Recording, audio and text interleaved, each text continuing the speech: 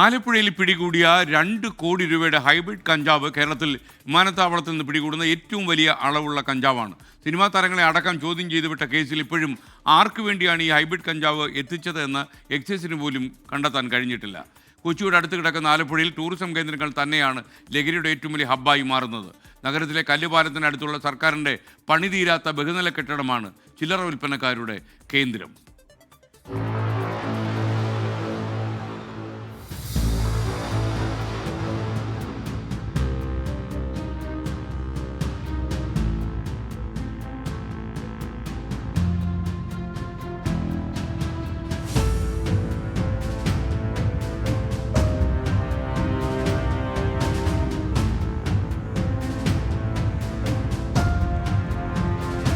ഇതാണ് ആലപ്പുഴ നഗരത്തിലെ ഏറ്റവും ഉയരം കൂടിയ കെട്ടിടം. കിഴക്ക് കായലും പടിഞ്ഞാറ് കടലും കനാലും നഗരവും ഒക്കെ കാണാം. ഒപ്പം നഗരത്തിന് നടുവിലെ സുരക്ഷിതമായ ഒരു ലഹരി കേന്ദ്രം, ദുരൂഹതകളുടെ പണി തീരാത്ത കെട്ടിടം. വർഷങ്ങളായി നിർമ്മാണം നിലച്ചു കിടക്കുന്ന കല്ലുപാലത്തെ കേരള ബാങ്കിന്റെ ബഹുനില കെട്ടിടം പകൽ പോലും ആരും കയറാൻ ഭയക്കും. ലഹരി സംഘത്തിന്റെ കേന്ദ്രമായ ഇവിടെ ഇതുവരെ ഉണ്ടായത് 4 അസ്വാഭാവിക മരണങ്ങൾ. വ്യാപകമായിട്ട് അവിടെ മയക്കുമരുന്നും അതുകൂടാതെ തന്നെ പല കഞ്ചാവും അതുപോലത്തെ ഉപയോഗം ഉണ്ട് എന്ന് തന്നെയാണ് ഞങ്ങൾ സംശയിക്കുന്നത്. കാരണം മറ്റൊന്നുമല്ല, അതിനകത്തേക്ക് നോക്കാൻ തന്നെ നമുക്ക് പേടിയാണ്. ഇതിനെ തുടർന്ന് ഒരാൾ മരിച്ചതിനെ തുടർന്നാണ് ഇപ്പോൾ അവിടെ ക്ലീൻ ആക്കിയത് പോലും.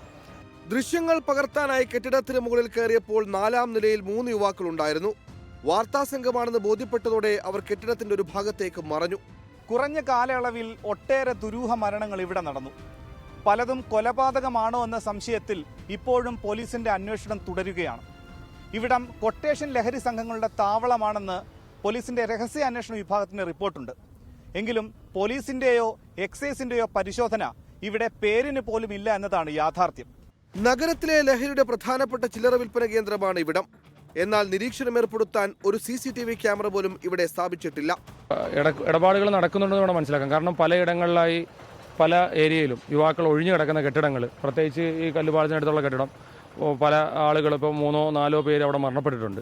അതുപോലെ തന്നെ ഈ ചുറ്റുവട്ടത്തുള്ള സ്ഥലങ്ങളിൽ പല രീതിയിലും രാത്രിയും പകലും സഞ്ചരിക്കുന്ന ആളെന്നുള്ള രീതിയിൽ പല നിലയ്ക്കും ഇവിടെ യുവാക്കൾ അല്ലെങ്കിൽ മറ്റുള്ള ഉപഭോക്താക്കൾ എന്ന രീതിയിൽ ആളുകളെ കാണുന്നുണ്ട്. അത് ഇടനിലക്കാരാകാം, ചിലപ്പോൾ എന്താ പറയുക, ഉപയോഗിക്കുന്നവരാകാം.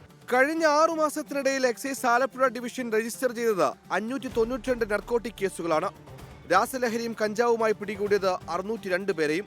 നഗരത്തിലെ കായൽ ടൂറിസം മേഖലയിലെ പ്രധാന കേന്ദ്രമായ പുന്നമട ഒളിഞ്ഞും തെളിഞ്ഞും ലഹരിയുടെ ഇടമാണ്.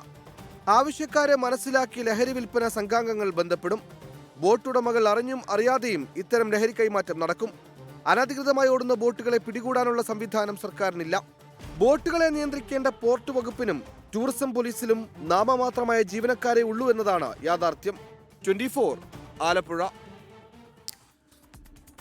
ഈ കല്ലുപാലത്തെ ബഹുനില കെട്ടിടത്തിലാണ് പല ആളുകളും വന്നു പോകുന്നു, കസ്റ്റമേഴ്സ് വരുന്നു പോകുന്നു, ചില്ലറ വിൽപ്പനക്കാർ അവിടെ ഉണ്ടെന്നൊക്കെയാണ് ആലപ്പുഴ ബ്യൂറോ റിപ്പോർട്ട് ചെയ്യുന്നത്. മനീഷ് മഹിവാൽ ഈ കെട്ടിടത്തിന് മുന്നിൽ നിന്ന് നമുക്കൊപ്പം ചേരുകയാണ്. Manish, good morning. പറയൂ, യഥാർത്ഥത്തിൽ ഈ ആലപ്പുഴ പോലുള്ള സ്ഥലത്ത് ഇത്രയധികം ഹൈബ്രിഡ് കഞ്ചാവ് ഒഴുകുന്നു എന്നുള്ളത് നമ്മളെ അത്ഭുതപ്പെടുത്തുന്നുണ്ട്. പറയൂ, ഹൈബ്രിഡ് കഞ്ചാവ് കുറച്ചധികം അപകടകാരിയാണെന്നും അനുഭവസ്ഥർ പറയുന്നുണ്ട്.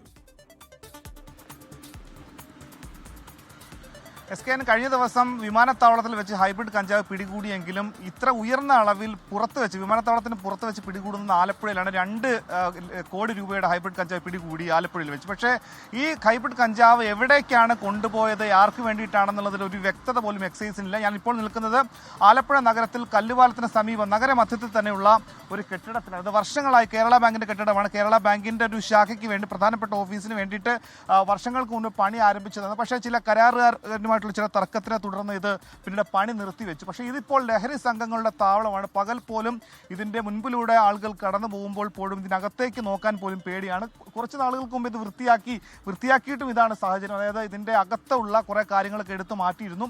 നമുക്ക് ഈ കെട്ടിടത്തിലേക്ക് വരുമ്പോഴേ കാണും ഇതിലേക്ക് നടന്നു പോകാൻ ഒരു നടപ്പാത പോലെ ഉണ്ട്.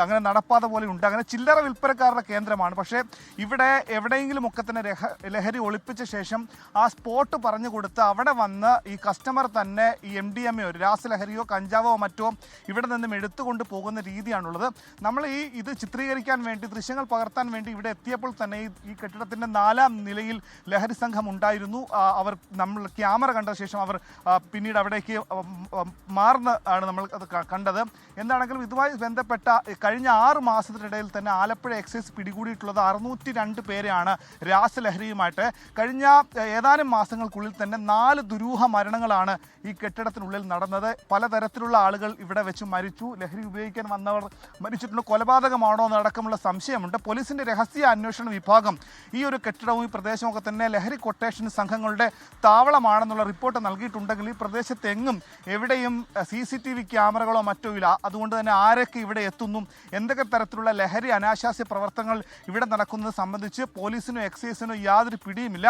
മറ്റൊരു സ്ഥലം ഈ ലഹരിയുമായി ബന്ധപ്പെട്ട ആലപ്പുഴയിലെ ടൂറിസം കേന്ദ്രങ്ങളാണ്. എറണാകുളം പോലുള്ള മെട്രോ നഗരത്തിന് തൊട്ടടുത്ത് കിടക്കുന്ന ആലപ്പുഴയിലെ ഈ ടൂറിസം കേന്ദ്രങ്ങളാണ് പ്രധാനമായും ലഹരിയുടെ ഹബ്ബായി മാറുന്നത്. ഈ ടൂറിസം മേഖലയുടെ വലിയൊരു കരുത്ത് തന്നെയാണ് ആലപ്പുഴയിലെ ഈ പുന്നമടം പോലുള്ള മേഖല. പക്ഷേ അവിടെ ഇത്തരത്തിലുള്ള ലഹരി സംഘങ്ങൾക്കും കൂടി പിടിമുറുക്കുന്നു എന്നതാണ് ഏറ്റവും യാഥാർത്ഥ്യം. കാരണം കായലിലേക്ക് ഇറങ്ങിക്കഴിഞ്ഞാൽ പിന്നെ അവിടെ പോലീസിനോ ടൂറിസം പോലീസിനോ ഒക്കെ തന്നെ ചില പരിമിതികളുണ്ട്. 1800ഓളം ഹൗസ് ബോട്ടുകളാണ് ആലപ്പുഴയുടെ കായൽ ടൂറിസം മേഖലയിൽ ഓടുന്നതെന്നുള്ള കണക്കുള്ളത്. പക്ഷേ അതിന് 700-ൽ താഴെ ബോട്ടുകൾക്ക് മാത്രമാണ് ലൈസൻസ് ഉള്ളത്. അങ്ങനെ കായൽ ടൂറിസം മേഖല കേന്ദ്രീകരിച്ചും ആലപ്പുഴ ജില്ലയിൽ വലിയ തോതിൽ ലഹരിയുടെ കച്ചവടം നടക്കുന്നുണ്ട്. എന്താണെങ്കിലും നഗരഹൃദയത്തിലെ ഈ 7 നില ബഹുനില കെട്ടിടത്തിൻ്റെ പേരിൽ പലതരത്തിലുള്ള വിവാദങ്ങൾ നഗരസഭയിലടക്കം നടക്കുന്നുണ്ടെങ്കിൽ കൂടി ഇവിടെ നടക്കുന്ന ലഹരി ഇടപാടുകളെ സംബന്ധിച്ചുള്ള വിവരങ്ങളോ ദൃശ്യങ്ങളോ അല്ലെങ്കിൽ പ്രതി ചേർക്കപ്പെടുകയോ ഇവിടെ നിന്ന് ആരെങ്കിലും പിടികൂടുകയോ ഒന്നും ചെയ്തിട്ടില്ല ഈ കഴിഞ്ഞ കാലയളവിലൊന്നും. SK